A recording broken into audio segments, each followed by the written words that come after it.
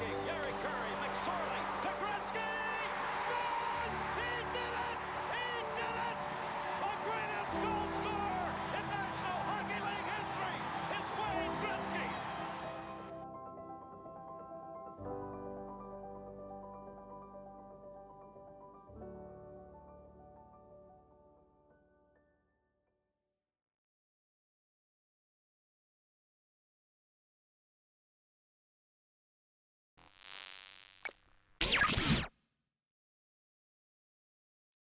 Hey guys, how's it going? Welcome to another edition of Between Two Sticks.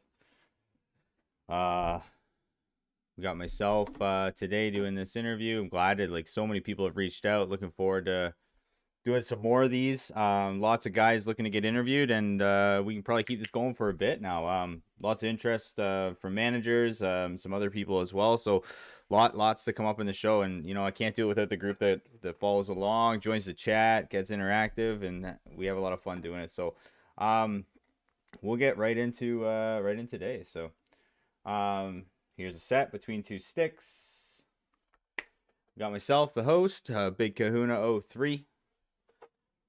And gotta love this set. I made these pictures on Word. Yeah, I'm gonna need an upgrade at some point, I think, but we'll keep it at this for now. 1 second. All right, joining me today. He's a player that started from the bottom. Now he's here. He's a World Junior Champion silver medalist. Lucky enough to manage with me. He has one of the hottest teams in the league right now. Welcome to the show, owner of the Portland Winterhawks, Chickenlegzzz. Welcome, man. How's it going? Hey, thanks for having me. Going good. Awesome. Yeah, no, I know you've been bugging me for a couple weeks now to get on the show and join, and we just had to find the right time. And I think I got a little bit busy with playoffs coming around for me, just making sure that we got our first series win.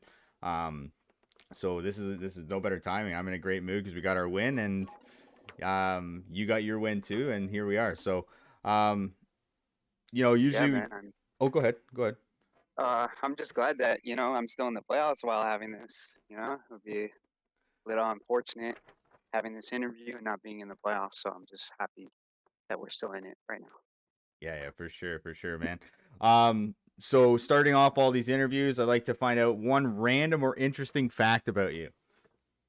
Um, One interesting or random fact about me is that I play um trumpet or like baritone in like a marching band outside of like LG in life. So for the last like, I don't know, 12 to 13, 14 years, been playing musical instruments. So one random fact about me, I guess. Damn, that's pretty sweet, man. With a gamer tag Chickenlegzzz, I'd be surprised that you're in a marching band, to be completely honest with you. So I don't know. Yeah. Where does that name come from? Just curious. That was one of the questions I was gonna ask you actually. Is where does the um, name Chickenlegzzz come from? to be honest, when I was like younger, I used to play online PC game, and it was some like random name that I came across, and I just put it and just stuck. I mean, there's been times where I want to like change it up and try something else, but I'm just known even in real life. People, my friends, they call me Chicken Legs or there goes Chicken Legs. So it's just stuck, and it's just been something I've held on to ever since. Right on, man. Um, Cool. So let's get right into it. Another question I'll ask everybody as they get on here. When did LG start for you? I tried to look up kind of your timeline. I found it really hard to follow. So maybe just give us a quick overview of how you heard about the league and when you joined. And then maybe a couple other things if you have anything else to talk about. Yeah, man. So like, I mean, it all started with like VHL. Um, Before the merge, I was in that league, and um, I'm not sure if maybe you're familiar. I know maybe some people are, but like Eric E30, he actually brought me along with Ramos, and we were on his VHL team on the Erie Otters. Um, and before you know it, there was some sort of merge, and I mean, from there, I kind of don't have like a remembrance of when it all started, but I know it was like around season 3 or something. Um, I just remember being on like the Huskies. I know it says Calgary Hitmen, but I don't even remember that part. And then I played season 3 on them, and then I believe it was season 4 where I had some sort of resign or they won me in bidding. But then after that, kind of just like forgot about it. I remember getting like the junk mail and the in my email saying that, oh, it's season blah blah blah starting up, sign up. But I just have that big old long gap, and then I came back in season 37. It was when COVID was going on, and my buddy Ramos, he's like, hey, let's give it a try. So we both signed up. Um, I remember scouting for Swizz World, and yeah, we sucked. So we both made it to TC. He went to Cape Breton, and I was on Wichita, and yeah, I just rode the bench from there. Ramos ended up getting called up to roster, which is how I got into managing because the following season, season 38, is when I took a AGM role with them. So yeah, that's just my timeline of LG or how it got started. Sweet. Yeah. When I was introducing you, the started from the bottom, now he's here comment was definitely that Cape Breton Screaming Eagles season where I think he had 3 wins. Um, and I know that team had a tough go right at the bottom of the queue, but that was where that started because you definitely don't have any teams like that anymore. Oh yeah, just I mean, the whole purpose of me taking the AGM roles because after sitting on TC for one whole season, one, I wanted to make a roster, so that's like the easiest way out. But two, I just felt like watching um, how things are going on my team specifically, and especially um, on my buddy Ramos's team, I was just like, damn, I can be doing something at least a little bit better. So I figured, I remember trying to get AGM role. I asked Fatty, I asked some other people. They all either A, didn't respond or just told me flat out no. And then I just spoke with Sam Eagle's son and Fire Phoenix at the time, and they were like, yeah, let's give it a go. So I got the AGM role, and the 3 wins came from trying to outsmart the league and build a all West line, and that was no go because I think right before the season started, LG McDonald was like, "Yeah, we're not going to use the South Dallas, Texas server, and we're also not going to be doing 6 West versus 6 East equals a West server or whatever." So that just went down the drain, and yeah, that's pretty much how it went. And the reason why I wanted to go owner from there is because when you're a AGM, most times you're like handcuffed, and it, you can't really do much on a team when you're handcuffed, especially when um, just things don't go your way and the owner doesn't give you the privilege of trying to improve it. So yeah, that's just how that went. Yeah, fair enough. I remember we got into some good conversations about that team when we first started talking to each other. But before we get into some more of the game stuff, one question I wanted to ask you is like as I was trying to navigate your timeline, trying to figure out where the fuck you played and what the hell was going on there. But I noticed that you took a ban. So like, tell me about that. What was the ban for? How did it happen? To be honest, I don't really remember it. I just remember like because everything back then there was no Discord or communication for me to um, with the owners and stuff like that was kind of hard because I think I was like probably like 15 or 16 and everything was like through email or something like that. So I just never had the communications. All it was is like I think it was like Monday through or Sunday through Thursday timeline, and it's just like you play this day, and then next thing I know, like you just lose the communication, and I'm pretty sure it was probably going MIA ban or something. Fair enough. So just blame it on being young and immature then, I guess. Yeah. So we talked a little bit about season 38, and then like that's kind of the reason you wanted to get into management. Was there any other reasons why like you wanted to own? Was there something about that team that like really made you think like what was it that made you think that you could do a better job and that's why you wanted to manage? I feel like I didn't need to be the best player, but if I could build and put people in the spots to be successful, then the team will be successful. Like I don't need to be like my philosophy on building a team is if I'm the worst player on the team, my team is going to be good, which is like sort of the mentality I have when I build my team. So going from the AGM to owner, I have like final say. Like I have more power. I have more choices or stuff. I mean, of course, I keep my GM and AGMs in the loop or whatnot. But if I feel like something is better going this direction than that, then I'm gonna do what I feel like is best for the team. Because at the end of the day, I don't care. I could be 0-24, but if my team is really good and hopefully, luckily, they win a mem. Like that's all that matters to me. I just want to win. It doesn't care which role on the team I play or not. Fair enough. I'm a little bit more on the selfish side. I'm really happy our team won our series, but I'm still pissed off that I haven't won a playoff game yet. So let's talk about this. So after our WJC experience, was there anything that the mentor system helped you with, and anything that like you learned from me, I guess, mentoring you and to make you a successful manager?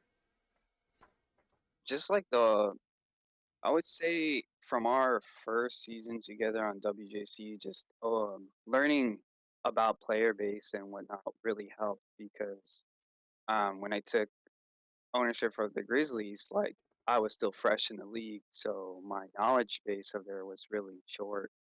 Um, but I feel like our time together kind of helped me, especially when we were going through the draft and seeing, okay, who's better, who's this, whatnot. And I mean, we won silver medal, so I think we built some sort of good team. So I think that kind of helped me. That kind of pulled me up there um, to get my name out. I mean, when season 39 started, it was a different story because I think it was up until the very last day before CHL bidding where I got Maddie 003 to be my GM. That was like probably the most difficult part for me because no one wanted to give me a chance. And like in WJC when I asked a bunch of people, but luckily, thankfully you said yes, and I feel like you have been like a really big part of my growth in terms of ownership in this league. So thank you for that. But yeah, I think just a veteran giving a rookie a chance really helped. Yeah, sweet. Yeah, no, for sure, man. You're doing a great job, right? Like I don't know, you say I helped you out. I maybe helped you too much because you're building better teams than me right now, and it's kind of frustrating. So maybe I'll need to get to you for some advice. We got John Payne in the chat saying, yeah, that was the gold medal year that for him that they beat us. Yes, John, we know. Big gold medal team they had there. And yeah, right. Rigerian was on our team too, and he was on TC. I think he ECU'd Yeah, one game or something like that. I forgot about that too. yeah, he did scout for us too, or at least like when those 2 days before the draft, he did scout. I remember that. So Yeah, it's crazy for no, fair enough. lucky But that yeah, he went on. Yep. we couldn't have put him with like a top line though, and he couldn't scrub hunt, so he would have been trash anyways. Um, awesome. So great when you took on ownership. You had a great first season in 39. You got matched up against a really tough Tulsa team that swept you guys. Your playoffs were cut short, but now I feel like the tables turned, and you guys are one of those teams that are the tough team to beat. Was there anything that you learned from that season in Utah that changed the way that you did things? Um, I would say just more of a learning the player base, and then I think showcasing that I was able to build a good team. It brought on my current GM, like Legends. He reached out to me back in season 40, and he's like, hey, let's link up. Let's see if we can build a team. And I mean, I thought our team last season was pretty good. Unfortunately, we matched up with the Rockets, and our AGM decided to fall asleep on probably the biggest game of the season, and that's all she wrote. But Legend has been a big part of that. So yeah, I think just having the ability to showcase, hey, I'm a rookie, but I can build a good team. I think that kind of helped me along the way. Nice, yeah. Maybe you mentioned Legends, and I know you have Reset there with you. Maybe mention a little bit about your management group. Like, talk us through kind of how, like, obviously you just talked about Legend coming on with you, but like, what do they bring to the table and how have they been helping you out too? Yeah, so both players obviously they have the thumbs, so that's like probably one of the number one things you need when you have GM AGMs. But Legends, he's really knowledgeable in terms of like prospects. As you know, we have the $8 million guy, and Brissett, he's in the French league, and um, he's able to pinpoint some things for us too. We all share each other's opinions, and we go with what's best for the team.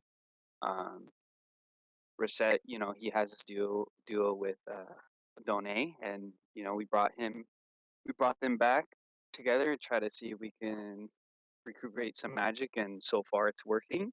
And yeah, I think each of them are pretty similar but different in what they can bring to the table, and I think that kind of benefits us all. For sure, for sure. No, that's awesome. Um, okay, I mean, it's gonna come up. Let's talk about the $8 million man. Um, Coach obviously had an unreal season. Always got put on the dud list because of the contract, which I think is completely broken. I would take somebody for 8 million if they won all their games. How'd you find them? And then how, as a group, did you guys decide that 8 million was the number? So how we found them? So ever since I got Legend on, his duty or his role in terms of the process of scouting or going through the bidding list was prospects. He would message them and he would play with them, um, and coach actually was I believe he was an owner or a GM in the French league this season too. So he was pretty well known in that community. But Legends just played with him, and turns out that coach played with, I believe, some of his friends or some people he knew, and they asked about him, so forth. And how it came up to 8 million was, well, I mean, this shows how much I know about bidding, but I thought we could get him for cheaper. But the moment Legends started playing with him constantly, and they were matching up, other teams, Royals, and I believe he matched up against, forgot the other team, but they started blasting him in the shout box. I knew it was over. Um, and then the opening bid, I believe the opening bid was like 4 or 5 mil. So we kind of like stepped back and we just waited. And I think we didn't throw our first bid on him until there was like 7.72 or something like that, 7.25. And the reason why we were able to get that is because we were getting guys for cheaper. I mean, we got Doné, who went for 4.75 last season for 1.2. We got Cooch for 750K steal, Panda 750K steal. So we were prepared to go. I believe our number was 10 mil, but then we would risk losing like Boyer, who is probably one of the top prospects in the league right now. So, I mean, there was going to be pros and cons, but luckily, teams tapped out when it hit 8 mil, and that's where it landed. Nice, nice. Yeah, sounded like you brought your coupon book to your bidding process. That's for sure, eh? Yeah, Steal. No, that's good. Like, yeah, I know. I think a lot of people like gave you guys shit for it or like gave you a hard time about it, but it seemed to work out really good. So, that's awesome that it worked out, man. I'm glad it did for you guys. Worst team to deal with for trades. uh, I don't want to piggyback and say Ottawa or like Winsler, so I'm just gonna go and say the Royals. I feel like every time I've messaged him, they just never returned, or it was just, oh, let me check with the management team, and then bump, bump, bump, never got back to me. So I would just say the Royals, just because I don't want to go with the same answers as the other previous owners. Yeah, that's fair. I respect that you gave Ottawa a shout out. I feel like it's a very, very common theme on this show. And then any big rivalries? Is there anyone that like you, whenever you guys match up against, you're like, fuck these guys, I'm ready to go. I want to make sure that we don't lose these guys. Um, let's see. Definitely the Silver Tips, just because I know some of them through the West League. Um, and then I would probably say Tri City, just because of last season. So just those two teams in particularly. Um, other than that, I mean, the Blazers gave me trouble, or they were kind of being a little annoying, so I would just say them as well. But that's pretty much about it. Fair. Have you ever thought about going back to forward? No, and No. I'll tell you why. I just don't. I'm not a goal scorer, so I can't. It's not in my DNA, so I'll just skip it at that. I mean, the reason why I switched to defense after WJC was I think it was more logical to have one less D you have to worry about. And as I said, like if I'm the worst player, then my team will be at least decent. And I think it's easier just to find a forward, to replace me than to find a defenseman that's capable of doing at least something of my talents. Makes sense. No, that's a good theory too. You talked about being on the West Coast, right? California guy, living in the sun every day of the year. I'm jealous. Um, Always playing on really high ping. So one first question is how did you feel about that? Like how does that work? Like does it make games that much harder to play when you're playing on such high ping, or do you have pretty steady connection that like you get used to it? I have pretty steady connection, although it is high ping. I feel like sometimes, like I recently just played in the West League. I feel like I play worse on the lower ping just because for the last 3 or 4 seasons I've been playing on this higher ping. Um, I mean, it's just all about positioning. So if I just stay in position and just get the puck up as soon as possible, I mean, there's not much that can go wrong, but it's still a disadvantage when I'm playing on higher ping against, and some people are like on like 10 ping, 20 ping, you know. Yeah. Legend says you need a monitor. What does that mean? I currently just play on a TV, so he's been telling me just to get a monitor to reduce some of the lag. Ramos has lent me a monitor, so I've been using that now, but he doesn't know how to read the manager chat sometimes. Yeah, see that if you had a monitor, it didn't help in playoffs.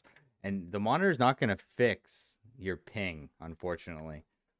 Um, the other thing I wanted to ask just about the West stuff is, I saw that you joined that West Coast League. Was it something when they announced it that you were excited about? And then like, how did you enjoy the first season of that league? I actually signed up for it. I think the night before bidding, because I was just like, I didn't want to get into a lot of like banana leagues per se, and I mean that's pretty much what it was, or it felt like. Um, so I just signed up like the night before, and I remember um, Amon was having like a late night scouting session. I joined it at like 12:30 in the morning, and the great Hatsby was in there, and he was apparently an owner, and he just did a random bid on me after scouting, and that's how I got on his team. And then yeah, I mean it was nice playing on the lower ping, although I felt like I played better on higher ping for some reason, but it was just towards the end, it just got to being annoying, like waiting like an hour, 2 hours just to play like one game. Just we didn't even know if teams were gonna forfeit, why people were late, blah blah blah. So I mean, like at first it was nice, but then it just became like a chore. Yeah, fair enough. So just it was not nearly as organized as what like our league is on a day to day. Oh no, that thing fell apart so fast. Okay. It's unfortunate. I felt like it was ran better in the Discord. What made you think that it fell apart? Like what do you think was the issue? Uh, I just think that I don't know the higher. I mean, I read some things that the higher uppers or the people in charge didn't really care about the Xbox side versus the PlayStation side, and yeah, I just think that by then, and then the fact that East Coasters were signing up and just didn't really care for it, so they would just take bans. They would just kill the whole thing for it. Um, and then the whole playoff, I believe, I know my side, like every one of our team would have, or every one of the teams on my side of the bracket would have been in the playoffs if we were like split and half were on the other side of the bracket.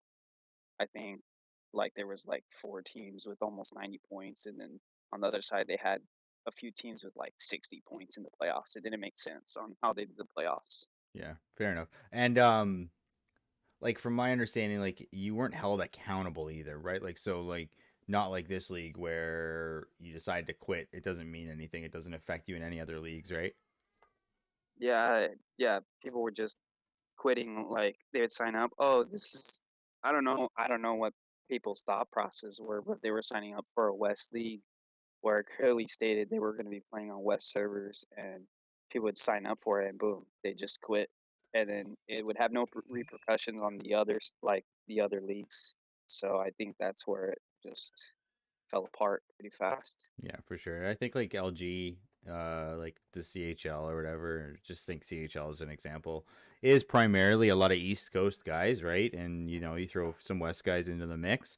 I thought it was a great idea. I thought it was going to be really cool. You know, the West guys get their lead, they can play on some decent ping, and I don't disagree with you. I think I vented one time saying like, why are these East guys like joining this? They know they're going to be on brutal ping, and I said like if there's no accountability, then they're just gonna quit. They're just gonna get sick of it. They're gonna quit, and it's gonna destroy the league. And it sounds like exactly what happened. Like, I think if they want to make that work, I think they should probably put some sort of accountability in there where like you just can't quit. So then if you sign up, you think twice, right? Like, because I think it'd be good for the West guys to get on a league together and play some games without being at 100 ping, 70 to 100 ping, or whatever it is. I don't even know what you guys get, but um, I was really excited for you guys about that. It's too bad it didn't work out. Yeah, I mean, like for example, like the Xbox and the PlayStation, it's linked. So if you're banned on the PSN side, you're banned on the Xbox side. So maybe if they would have done some sort of linking of the West League to it, but I'm pretty sure they have the reasons as to why not. So Fair enough. Legend says over 30 ping. I sell my Xbox. Love it. If you were able to change one thing in our league, what would it be? um, I know it's been brought up previously, um, but like I know in the esports, if it's 6 West versus 6 East, it would automatically be on the South Texas server. Um, so I would do something in terms of helping the West Coast out. I know it's not ideal for the Vancouver guys to play on that server, so I mean, you'd need a little bit of help from EA, and if they built a server in Kansas City or St. Paul, Minnesota, it would probably be more beneficial to have a server in one of those. And then if it was 6 West versus 6 East, then the game would be played on that server. I feel that would give more of a fair advantage or a fair playing field for the West guys. So that's something I would want to look into or look into changing. I Nice. know it's not like a big thing for the East Coasters. I mean, they care less for us West Coasters, but I feel like it would just bring more of a balance. Yeah, you're right. I actually don't care at all. But you know, for all the EA guys that are in here, all the EA reps that are on my stream watching, you need a server in Kansas City and St. Paul. Is that what you said? St. Paul? Yeah, either one or two. Yeah. I actually, spent some time breaking down where would the best possible server be, and it would actually be in Kansas City. Did you send EA a note? No, because I'm just a little ant in their world. Maybe you solve all their server problems. Maybe people aren't yelling at them every single day online about something. If they just build a server in Kansas City. Maybe Yeah, you have the or I big mean, idea. Maybe you'll be the owner of EA at some point. Who knows? yeah, that, or they should just focus on building 2 games instead of 4, and then we wouldn't have all these problems when we play games. Maybe you should just move to the East Coast and everything will be solved. All right, buy the ticket. I want to move to Quebec. Be next to Legends over there on 5 King. There you go. Legends has a monitor too, so you'd be perfectly set up. Perfect. Um, that's all the questions I had. So always leave a question open for you. But before we get to that question, I'd say if anyone in chat has any questions for Chicken, put them in the chat. I'll try to read through them. There's got to be some out there. There's got to be some questions for him. So while I'm answering your question, Chicken, those will filter in. I'll ask you the chat questions. You can plead the fifth on some if you need to. But nobody's done that yet. Everyone's answered everything, just as an FYI. So we'll let the chat kind of filter in some questions if anyone's here has questions, and then you can go ahead and ask me your one question.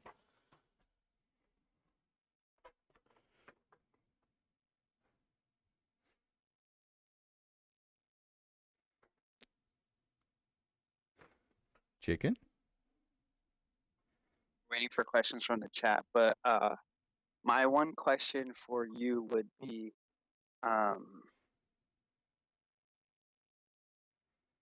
is there any sort of team remaining in the playoffs? Which team would it be, and what player would you take from their roster to benefit your team against your series? There was one player, and disregard cap. If there was any one, so is your question, is there any one player that still remains in playoffs that I would take on my team to win To help win your series? our Which series? is there a player, or what player would you take from any remaining roster, disregard cap? Who would it be? We're set. That's just the first one that comes to my mind. I haven't really dug into anything, but my reasoning for that is I have chemistry with him. My line really needs to score fucking goals, and he can score goals. And we play really well together. He would 100% be a guy I would take right now that I think would help us win games. Because if he can score goals on my line, our line's gonna be just fine. That is one guy that I would take for sure. I thought you were gonna pick me, but all right, fair enough. Awkward. No, man, that's a good question though. Maybe if I change my mind if I look through some other guys. Oh, here we go. Now Nigerian's upset too. But yeah, no, 100%. That'd be my guy. Sweet. That's a good question though. I like that question. Um, looking through the chat, Legends asking one question. Question number one from Legend: will you win a game in playoffs? That might be to both of us, but I'm assuming it's to you. I mean, I hope it's not, but it might be the reason why we lose the series if my line can't get a win.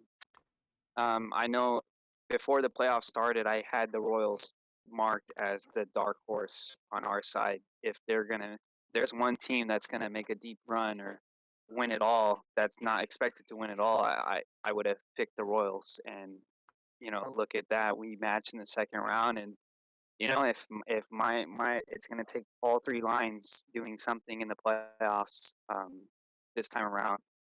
Uh, can't have any lack from any line if we want to get past the Royals. I really believe they're probably one of the toughest teams remaining out there. Awesome, Bramos. Thanks for the follow. No, it's a good call. It's a good call out. So hopefully, but I feel like you just need to answer yes or no. Are you gonna get your first win? Yes, I am. That's the plan. Love it, love it. Whose line would win? Chicken's line or Kahuna's line? I would definitely say my line. You suck, Guna. Just flat out, you suck. And easy clamps all day. We will set this up, and we will see what line will win. Chicken's getting a little bit too comfortable now. Who wins a game first, Kahuna or Chicken? I mean, who knows? We might both end up winning a game. It'll just be who plays first. I like it. I like that answer. I will be playing on Sunday for sure. So if you're not playing Sunday, then I get the advantage. So we'll see. I don't know. I don't want to give too many answers away here. Might have some Royals tuning in. Oh, Polish is asking you when your lines are going to be playing this week. So yeah. I think maybe Polish wanted you to ask me when my lines were gonna be playing. So I just already leaked that to him that I will be playing a game on Sunday for sure. But let's see here. Any other questions? No more questions. All right, if there's nothing else from the chat, we'll give them a second here. Thanks for joining, man. I know you really wanted to do this. I wanted to do it with you too because we have a little bit of chemistry here, and we've worked together in the past. So appreciate you joining, and wish you the best of luck, and hopefully I can see you in the finals, buddy. Yeah, man. Thanks for having me, and best of luck in your series. Awesome. Hey, don't doubt yourself. Wasn't your line the only one to take down the Tanny line? So It's true. you It never is know. true. You Handed them never their know. only regulation loss. So yeah, who knows? So watch out, Polish. Watch out. Don't underestimate him. Ramos needs a paycheck, chicken. That's his last comment there. Actually, you just need to pay him for his monitor, I'm pretty sure. But all right, thanks for joining, chicken. Take care, buddy. All right, before we close this down, guys, just a reminder, we have an interview on Friday, late night accommodation here. So we'll be interviewing KAHUNA'S. Very excited for that interview because we know sometimes he can bring the heat. So looking forward to that interview. And then also exciting news, date to be determined. McDonald reached out to me today saying that he'd be interested in coming on the show and doing an interview. So that one could be a really fun one too. So lots more interviews to line up. I hope some guys are gonna be around on Friday night to, ask some questions to KAHUN'S because I know a lot of you guys have relationships with them, whether they're positive or negative. But again, thanks guys so much for joining. Hexakin closing out the stream with 5 gifted. Thanks so much, man. Those go to Castrella, Legend, Days of Revenge, Specification, and Vatty.